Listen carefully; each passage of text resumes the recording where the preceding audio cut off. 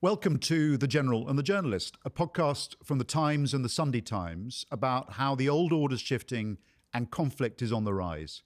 I'm the general part of the equation, Patrick Sanders, and I've taken advantage of Tom Newton-Dunn's absence on leave to conduct a military coup.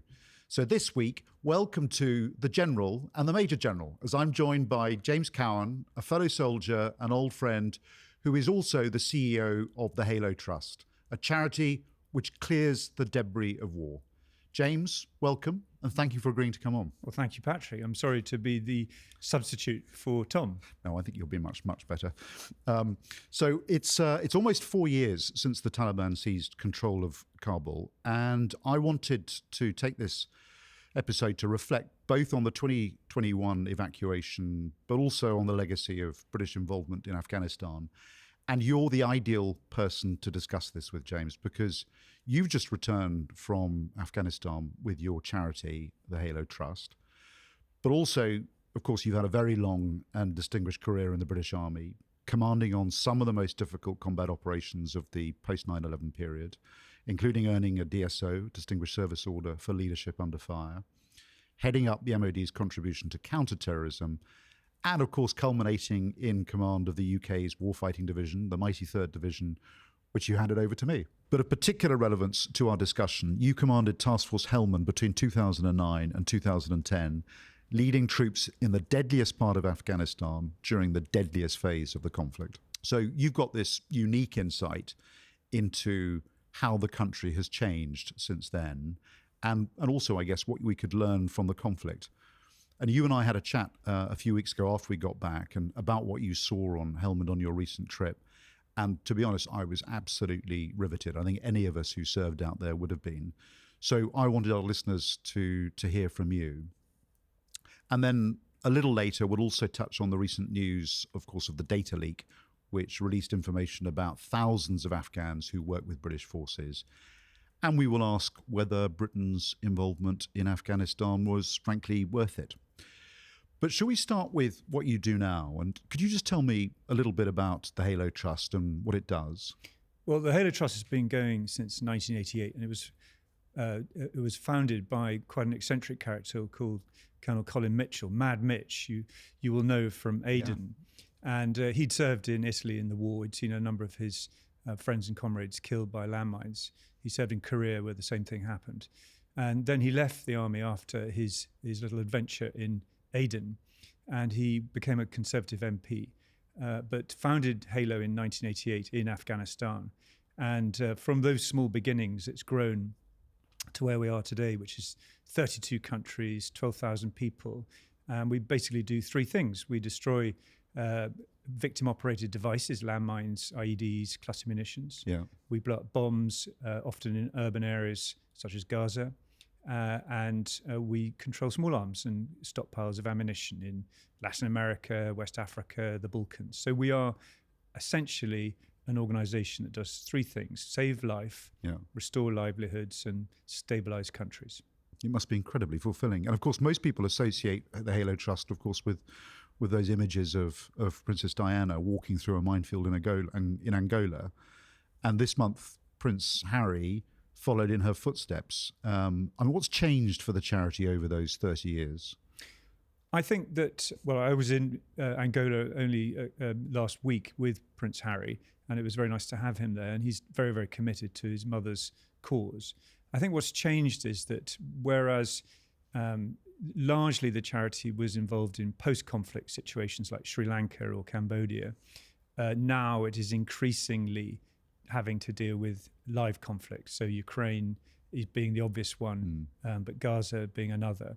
And our donors increasingly want us to be present in the conflict at the time it's happening. And that adds a whole layer of different problems to our work. But of course, those post-conflict countries remain. And the story of conflicts, sadly, is a cycle in which statistically the ones most likely to go back to conflict are the ones just emerging from it. So if you can stabilize a country like Angola, which is very proud of the fact it's left war behind, then it can be a much more peaceful place that can export peace and stability to other parts of Africa in the case of Angola. And I think there's another British Landmine Charity, isn't there? MAG, the mine action group, and you were saying that together between the Halo Trust and MAG, you constitute something like 70% of global demining capacity. Is that right? That's right. And MAG is a very fine charity based in Manchester. Between the two of us, we do constitute that proportion of global mine action capacity. It's a pretty remarkable British strength. It comes out of actually the Northern Ireland, the Troubles, and the kind of capacity that the British developed for dealing with explosive ordnance, what was called an ATO, an ammunition technical officer. And the people who came from that left the army and wanted to put their military experience to charitable purpose. And that's why Britain is such a centre of strength. And I think it is something that Britain is uniquely good at and which we should be investing in for the future.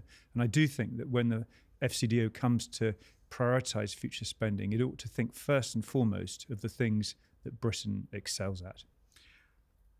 I mean, is the subtext there that you don't get the backing for this global strength from the British government? Well, Britain has, as everybody knows, cut back under the last Conservative government. It cut back from 0.7 to 0.5% of GDP, and recently we've seen another 0.2% cut. I understand that. I do believe in spending more on defence. Of course, I would. You and I are both ex-soldiers, but at the expense of soft power, at the expense of conflict prevention, I don't think so. And actually, these things cost a fraction of military power. We're going to talk about Afghanistan in a minute, but essentially, the British spend only £2 million a year on our work in Afghanistan, and for that, they get extraordinary payback. Okay. I want to touch on the Ottawa Treaty. So our listeners may not know, but in 1997, over 100 countries signed an international treaty banning landmines. That's the Ottawa Treaty. But because of the way the world order is breaking down, because conflict has become more likely, a number of those signatories, including the Baltic states, Finland and Poland, have pulled out of that treaty. Do you think that the Ottawa Treaty is still relevant to the world order we're in at the moment? You can understand why people would feel the need to use landmines to defend their borders. I think it's really relevant, and I'm a big supporter of it. In fact, I would like to see a country like Syria actually join the treaty. I think for Syria to join the landmine ban treaty would be a signal of it joining the family of law-taking nations. And I think it would be a really important step for that country to join and to normalise and to get back towards behaving in a way that allows it to grow economically, to attract tourists, to have a thriving agricultural sector. There's huge broader benefits to this. But do I understand why people leave? I think they need to defend themselves. I'm a personal. I can see the merits of Article 51. The collective defence of the West has to be assured, and if that's what nations do, then that is their sovereign right to do it. I think what matters, though, is that we continue to avoid landmine contamination in places that are not of military necessity. Military necessity is one of the principles of the law of armed conflict, and too many landmines end up in civilian areas. The difference between a landmine and any other weapon is that it isn't like a gun. If I shoot, I kill in the moment. But a landmine designed to kill a soldier stays in the ground, not for years, but for decades, and kills and maims innocent civilians, often children. And we saw in Afghanistan the homemade landmine, the IED, and the pernicious impact it had on people. That can't be allowed. Okay. Well, let's talk about Afghanistan because you've just come back, and I want to start with your experiences, our experiences there during the conflict. And for listeners, just a reminder that Britain first got involved in Afghanistan in 2001 after the 9/11 attacks. The Taliban regime collapsed later that year, but British forces remained in the country as part of international security efforts for 20 years. Now, 2009, which was the year you commanded Task Force Helmand, and on Operation Herrick 11, that was the designation that we gave to our role in Afghanistan at the time, and yours was the 11th rotation, was the deadliest year of the conflict. I think over 100 British soldiers died in the year you were there. So just take us back to your experiences there 15 years ago during the war. I mean, what are some of your memories of that time? I think my experience, and probably yours as well, actually, had been in some way designed by our experience of Iraq. I had been both a battalion commander, a battle group commander in Iraq, again at a really difficult moment, the Battle of Fallujah in 2004, and I'd been chief of staff of the division in 2006, 2007, and I had learnt something of what it was to fight an insurgency, and the central principle of an insurgency is that you're there to protect the people, not to kill. And to turn the campaign around from really what was a very violent phase of the Iraq war to a place where, by surging troops, the West could dominate and take the sting out of the insurgency. I felt passionately that was what we could achieve and replicate in Afghanistan. It was a different conflict, of course, because the Iraq war was much more urban in nature. Ours was a rural insurgency, and in some ways all the more difficult for it. I remember that distinctly because, of course, I served in Basra and then found myself, like you, commanding the brigade in Afghanistan. And I found the rural environment of Afghanistan a relief after the urban jungle, the concrete jungle of Basra. I also found the people. I think, well, they're lovely people. I mean, the Pashtun are funny. They have this dark sense of humour. They can see the best in a really difficult situation. My goodness, they've lived through some tough times. One of the reasons why I'm always drawn back there is just this sense of camaraderie, the friendship. Yeah. You know, when I first went after the fall of Kabul, you know, I had to think, should I go? I mean, I'm a retired general. Would the Taliban want to receive me? So I went to see this Taliban minister, who in fact was the stepbrother of Mullah Omar. And at the end of our meeting, he presented me with this robe. And I thought, oh my goodness, what am I going to give him? And I turned to my people, and they rather shamefacedly pulled out this box of melted Ferrero Rocher chocolates. And he sort of turned and he raised an eyebrow and said, well, it's the thought that counts. And so they can have a sense of humour. Yeah, they're in good form. So back to 2009. I mean, take us down to an ordinary soldier's experience. What was a bad day while you were there? So the army is essentially an organisation raised to fight against a peer enemy. It's designed for manoeuvre. It's designed at scale. And yet we were fighting in Afghanistan, not at scale, but in tiny groups of men in patrol bases in a very static way across the whole of Helmand. And it was the complete opposite of what perhaps we'd all been brought up to do and to train for. And that isolation, I think, very much was the hallmark of the campaign. And I, as the brigade commander, would go and visit, as I'm sure you did, and you would go to a patrol base and you would meet soldiers whose horizon was literally a few hundred meters. And they had lived in this environment day after day of the most intense fighting. Young men, and often fighting heroically on their own, the most resourceful of young men, dealing with the most difficult of situations, taking casualties, seeing their friends depart in a helicopter, no time with an injured man once the helicopter had left to be with him, wondering what had happened to it. I think for the psychology of those young men, this was a very, very difficult time, quite unique in a sense in the way in which war is fought. And I used to go and visit them, and just to be with them for a few minutes or hours was a huge pleasure for me, but in a way a privilege, because they would sometimes talk. They would describe what was happening to them, because they didn't see many people, and I think that in a way was the unique characteristic of that campaign. I remember going out. I always went out to visit whenever there was a casualty. Rather like you, I would go out to one of these. I mean, it's worth reminding people these were incredibly isolated compounds and small bases where you could often only get to them on foot. Sometimes even a helicopter couldn't get in. And when there'd been a casualty with a serious injury or death, I'd go out and visit them. And the first one I went to, I said, "Is there anything I can do for you?" This tiny little compound up around Narrow Siraj, and they said, "Can you get us any fresh food?" And I said, "What have you been eating?" And they said, "Well, we've been on rations for the last 6 weeks." So I said, "Yeah, I can do that for you." And that evolved then into this initiative that the Deputy Chief of Staff in the brigade ran, called Operation Come Dine With Me. Wherever we ran into someone who had needed a boost, we would send out this sloppy, you're a chef, with a burgan full of steaks or whatever they wanted, and he would cook fresh rations for them for a day. And I got wonderful letters back from the soldiers going, that was the best day of my tour. Excellent. It was a great thing. So let's fast forward then, pass from 2009 to the end of the operation, the last days. And again, just a reminder of how this came about. In February 2020, Donald Trump signed a peace deal with the Taliban, committing to withdraw military personnel by May the following year.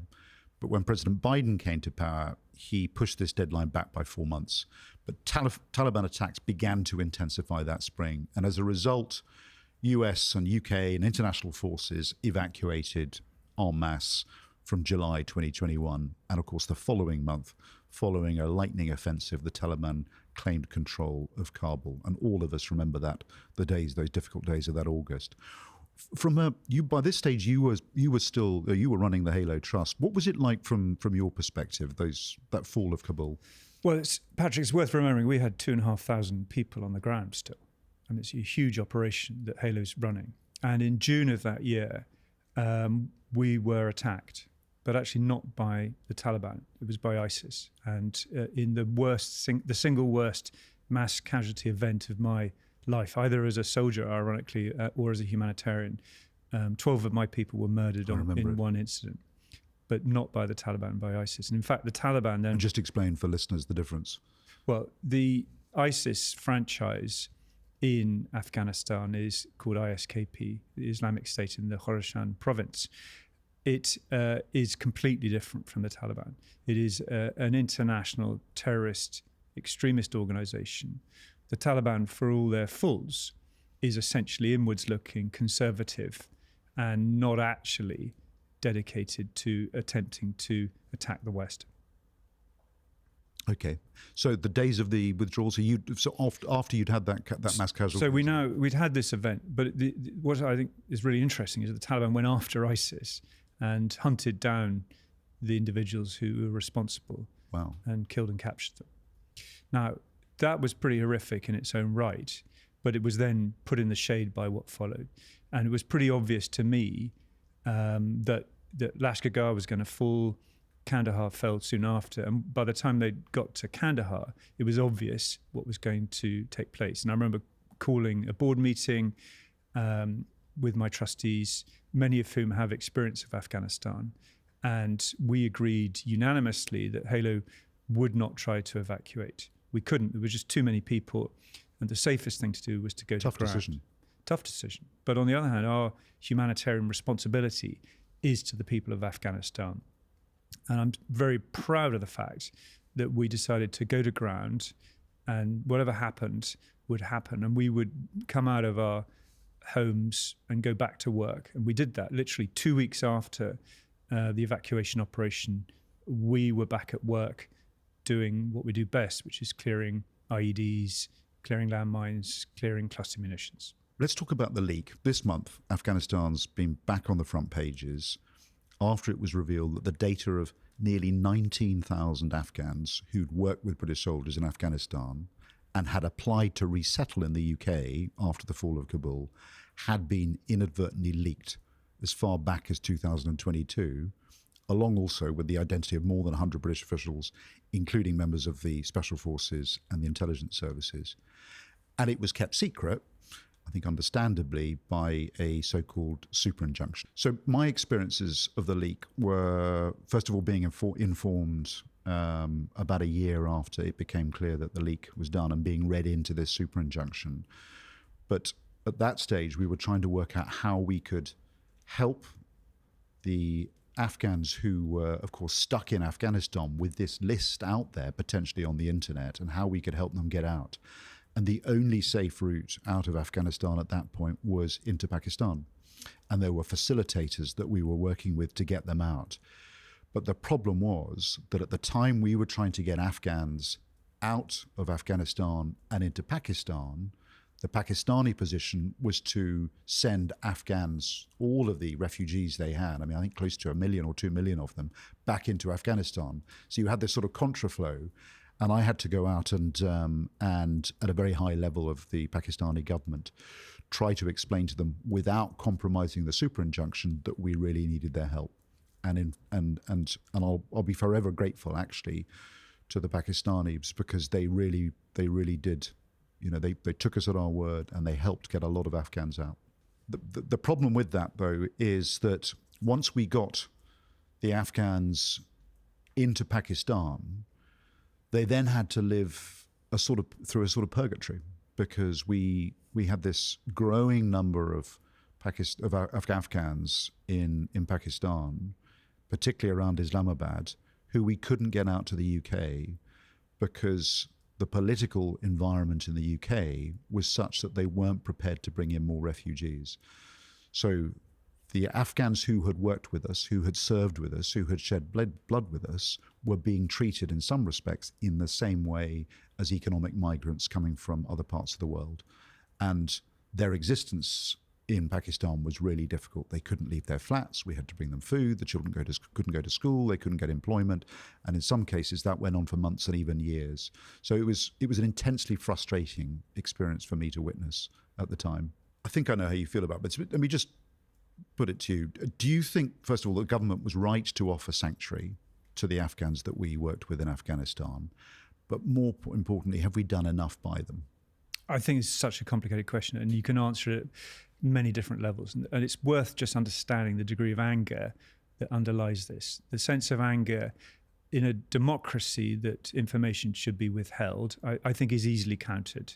This was a super injunction done with the best possible intentions to protect life after a mistake. The second piece of anger is around, was enough done to protect people who'd served the British state? And I don't think enough was done. I do think that the British state owed a debt of honour to those who had served us and our campaign in Afghanistan. But I also run an organisation that remains committed to Afghanistan. We are there for the people of Afghanistan. And I believe that after spending $2.5 trillion on that campaign, it would be very perverse if we were to walk away and cut off all ties with Afghanistan. So we intend to stay there to clear these IEDs, clear these NATO munitions, and bring that country to a point where it can once again take its place in the family of nations. Now, I think that there is a tendency in the West to want to go, well, the Taliban are now in charge, we will turn our backs on Afghanistan. I think that would be a terrible mistake. I actually think the British should be reopening their embassy. The Swiss just have, for goodness sake. We will harm our interests by ignoring that place. I mean, there is a view, isn't there, that leaving, withdrawing the military presence was a mistake, because, of course, the moment we indicated that we were going to leave by a certain date, that just gave the Taliban confidence to wait us out, and we've seen the results of that. Whereas actually the amount of blood and treasure that we were expending to keep the previous Afghan government and the Afghan state safe was minimal. I mean, we could have kept the operation going on a pilot light. We hadn't taken casualties for several years. I mean, do you think that the whole thing was a mistake? No, I don't. I think that huge mistakes were made as early as 2004 in the Bonn process. We should have achieved some sort of compromise with the Taliban and with the tribes. We just didn't do that. We were too military and insufficiently diplomatic in our approach to resolving the question of Afghanistan. So that's the early mistakes. But you're absolutely right. By 2014, at the end of our formal military campaign, there was a long period in which we actually were taking virtually no casualties. Afghanistan, in a sense, was thriving in some ways. If you look at the population, if you look at the economy, Kabul's transformed from where it was before 9/11. And women's lives were transformed as well, although we'll come back to that. Lots of good things happened. And but the fact is, we did leave, and now we've got to decide what we do about it. And I think there are too many people living in the past rather than confronting the future. And the future is the Taliban aren't going anywhere. In fact, they are a relatively disciplined political coalition of Haqqani network and Kandaharis, People sort of almost wish they would fall apart. Well, they're not going to. And we should be working with them. We worked with the Saudi government for many, many decades, equally conservative, gentle, patient, persistent diplomacy. That's how we should be proceeding in the context of Afghanistan, not turning our backs on it. I mean, you sound a little bit like, because Tobias Elwood went out visiting and said similar things, I think, last summer. So the MP, former chair of the Defence Select Committee, and was absolutely castigated for it. Well, he was on a visit with me. He was standing next to me when he did this. And I think he overstated the case. I am not an apologist for the Taliban. We'll come on to the faults of the Taliban regime in a minute. There are many, many things about the Taliban that are terrible, not least their treatment of women and girls. But just because they're terrible doesn't mean we shouldn't work to create a better Afghanistan. We still have an embassy in Moscow, but we don't have an embassy in Kabul. So we've got to think about the world as it is rather than as we want it. Well, let's talk about what Afghanistan's like today, because you've just come back, and your the report you wrote for your board, I found absolutely gripping. I mean, inspiring in some ways, and I don't know, quite difficult to confront in other ways. Tell me what you saw, what you went through, what it looks like particularly in Helmand now. It is difficult to confront the Afghans. So they're not completely happy. Of course, they're not. There's many terrible things in Afghanistan, but the fact is that peace has broken out for completely the opposite reasons for those we intended. The Taliban have control. The country is peaceful. People can travel around Afghanistan without being subjected to the terrible corruption of the previous regime's police. Things like poppy production are completely eradicated. And it is actually a remarkably stable place. I mean, these are difficult truths that British people don't like, and notably ex-British soldiers probably struggle with. I do. But there is a downside to this, because the withdrawal of American aid, the sanctions, means the economy is in free fall. There are tens of millions of young people with no work, and notably young men, all of fighting age, hanging around with nothing to do. Yes, it's a stable country, but it's a country that's economy is really in trouble. So these are real problems that need to be confronted. And the old poppy economy that used to keep the rural parts of Afghanistan going has been completely eradicated by the Taliban. So it's an interesting series of dichotomies that you confront when you get there. And what was so interesting about going to Helmand was you land at Lashkargah, you spend a night there, it's peaceful, you can walk around the town. I went to this park. And this was the site of your and my old headquarters. Yeah, I mean, where you would have, the idea of walking anywhere was completely preposterous. To get in a Land Rover the next day, as I did, and then drive up across the river into Babaji, up to Chayangir. And I was with a supporter of Halo, and he'd been a young man, a platoon commander. So commanding 30 soldiers. Yes, commanding 30 soldiers on Herrick 10. In other words, the tour before mine. So in the summer of 2009, a really intense period, big operation that was called Panchchai Palang. Commanded by mutual friend of ours, Brigadier Tim Radford. Yeah, and Tim had done a fantastic job with this operation, but it was a really difficult time. One of his commanding officers was killed in absolutely tragic circumstances. Anyway, my friend, this ex-platoon commander, he said, well, would it be possible for me to go to the place where during Panchchai Palang, Panther's Claw, he and his platoon had been leading his company in an advance to contact.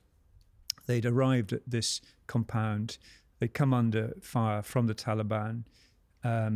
He'd set up his platoon headquarters in this compound, and then a stray RPG, really awful, unlucky moment, had come through the window, detonated, and killed a sergeant and another soldier. And he was lucky the fragments missed him completely. He said, well, could I possibly go back to that location? And so we drove up there. I thought we'd never find the exact place, but we did. And he walked down to this very same compound. And I think it was a very moving moment for him, I imagine, to go back to the spot. And he's probably the only British soldier in all that, I don't know how many tens of thousands of British soldiers fought there, to have actually had that chance to go back. And I think it was really quite a redemptive moment for him to be able to be there. And he just took a moment to look at this spot. And then from there, we drove up through Gereshk to Sangin and then to Kajaki. So Gereshk, one of the major towns in Helmand. The second town, yes. Yeah. And the roads are now paved. Transit is easy. The people are in the fields, leading a peaceful life. You know, Sangin in my time, as you mentioned at the beginning, it was by far the most violent place in Afghanistan. 2 battalions of your regiment had served back to back, each taking over 30 soldiers killed, over 60 riflemen had been killed. And for your regiment to have taken that level of casualties was just extraordinary. But now to be in Sangin, you know, with Halo, with my people clearing landmines, IEDs, a transformed town. And then to get back in the Land Rover and head up to Kajaki and to meet the district governor and sit down and beside the river and eat fried fish. He jumped in the river and got out his shampoo and washed his beard. And it was just a surreal experience. Yeah. I'd like to say I can imagine, but I can't. I can't imagine. I'd love to go back. Well, you'd be very welcome. Yeah. I mean, you know, the Taliban have this this code of hospitality, the Pashtunwali, and if they give a visa, they honour it. Yeah. And they are actually, in a sense, proud of what they've achieved. But there is a downside, and I think we should talk about that. I mean, let's talk about the experience of women in particular, because I mean, only in today's newspapers there are more reports about the extraordinary repression that Afghan women are having to live under in Kabul, you know, being terrorized by the virtue police, being beaten, and a regime which encourages young sons at home to inform on their mothers if they're not wearing hijabs in the house. Yeah. So was that, when you were there, did you see evidence of that? I mean, it's a sad statistical truth that the biggest employer of women in Afghanistan today is the National Directorate of Intelligence, in other words, the secret police. Tens of thousands of Afghan women are being paid to inform. And women cannot work, girls cannot go to school to secondary school. In fact, they can go to primary school. And what's going on is that many girls are actually being home educated. And of course, in rural environments, I mean, let's not forget, very few people went to school at all anyway because of the war.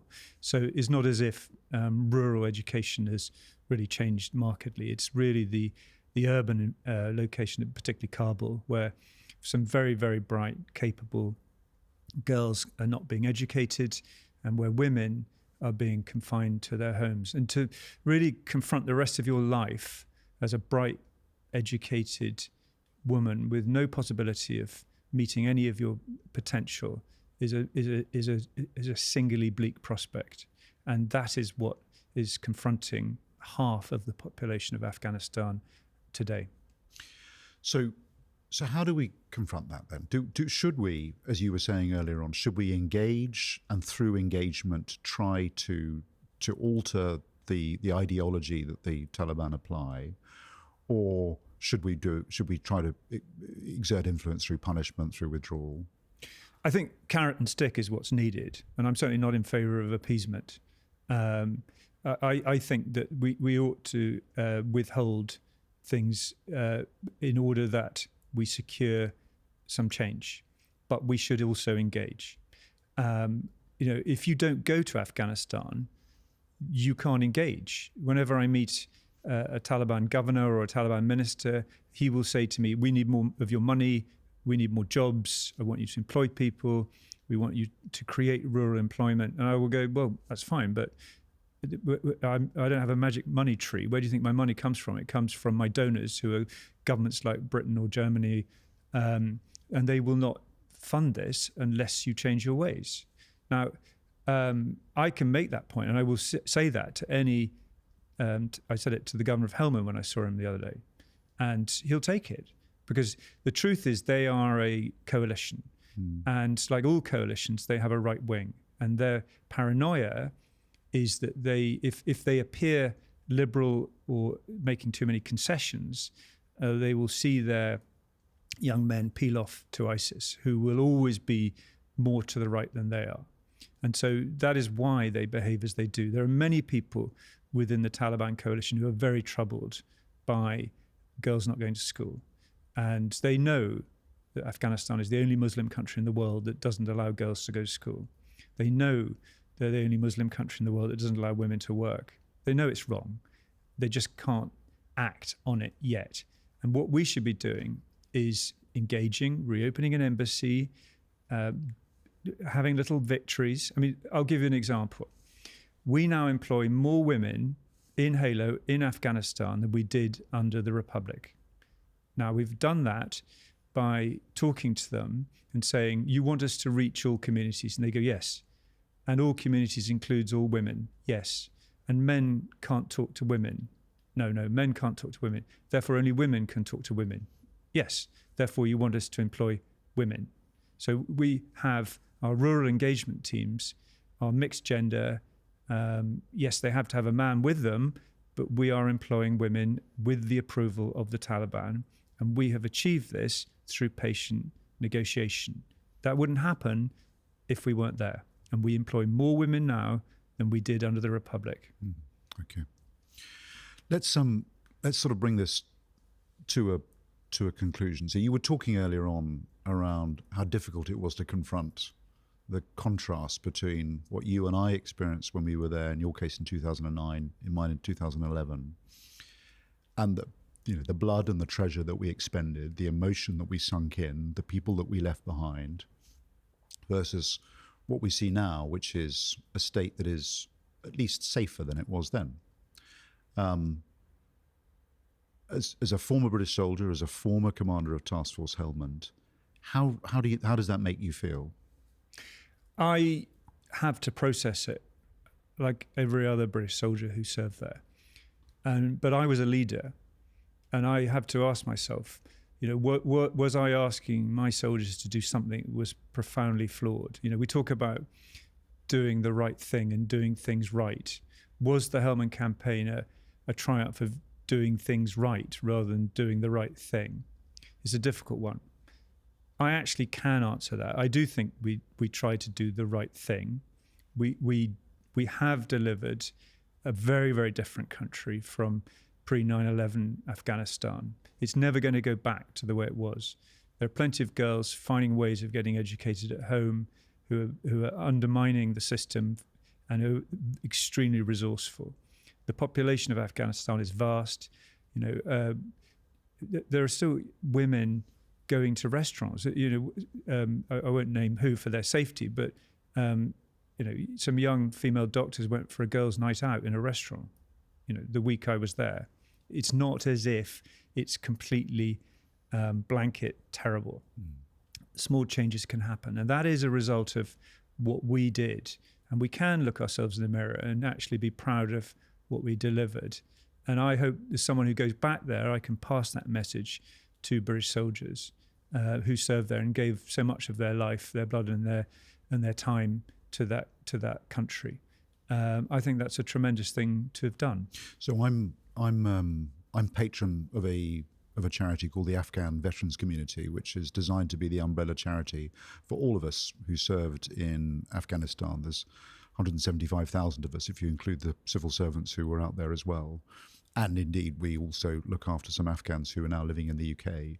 There will be members of that charity who feel the personal losses too deeply to be able to reconcile what you said with what their own current experience is. And what would you say? What would you say to them? Would you say that the sacrifice was worth it? I think it's such a complicated question. I think lots of things should have been done differently. And for me to just say it's all fine is a lie. Of course, there is much that I bitterly regret.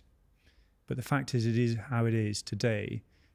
And we've got to look to see how we can make the future better, not the past, because you can't change the past.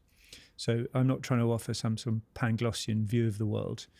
There is much that's terrible about the Taliban and what's happened. And for all these Afghans still to be in this country feeling they can never go home, that's not right. So don't pretend I'm going to gloss over things. But I do. What do you regret from that time? Oh, I mean, I regret the fact that from 2004 onwards, we failed to find a solution that went with the grain of Afghanistan. I regret that I was there. I mean, David Cameron asked me to the first National Security Council on becoming Prime Minister, and he had a sort of sixth form debate. I remember it vividly in the dining room at Chequers, and in the blue corner was me and Graham Lamb, another general, and in the red corner was Rory Stewart, Paddy Ashdown, and another MP called Adam Holloway. And one side argued to leave and one side argued to stay. And then David Cameron said, let's compromise. We'll set 2014 as the date. And I think that was a terrible compromise. Yeah. As you say, we should never have given them a date. No. So the lots went wrong. Of course it did. Yeah. I think my regret is that we made the collapse of Kabul inevitable. And we could have continued to sustain a workable, thriving Afghanistan, not under Taliban rule, with a minimum amount of military input. And we were losing no one. Absolutely. I would add two minor adjustments to that. I think the levels of corruption in that regime was truly awful, and the distorting effect of Western money was not good for Afghanistan.